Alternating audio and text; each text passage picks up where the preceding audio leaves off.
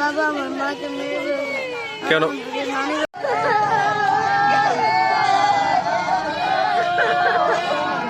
হ্যাঁ বলো। বাবা আমার মাকে মেরে ফেলেছে। কেন? নানি বাড়িতে পাঠিয়ে দিয়েছে। তুমি কোথায় ছিলা আজকে? নানি বাড়িতে ছিলাম, কালকে গেছি।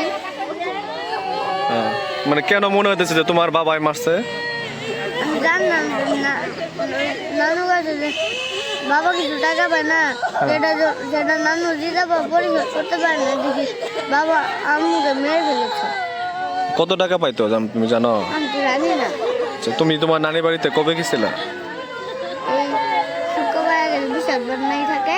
হ্যাঁ হ্যাঁ, বৃহস্পতিবারে গেছিলাম, মানে গতকাল। তোমরা কয় ভাই বোন? আমরা 3 বোন। আমি একাই ভাই, আর আমরা 2 বোন আছে। আমার ছোট, আমি সবার বড়। একটা আছে এতটুক, আর একটা আছে এতটুক। ওরা কোথায় ছিল?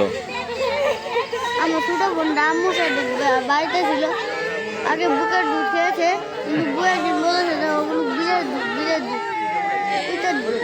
আচ্ছা, এইবার ও আমি বুকের দুধ খাওয়া বাদ দেয়, পড়তে গেছে পিঠারের দুধ। তোমার আব্বু কি তোমার আব্বু তোমার আম্মুরে এরকম মারধর করতো?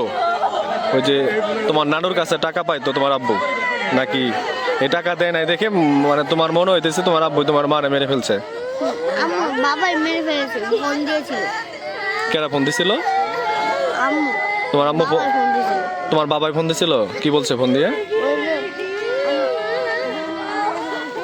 এদিকে এদিকে ভাই, এদিকে বলো, কি বলছে তোমার আব্বু ফোন দিয়ে?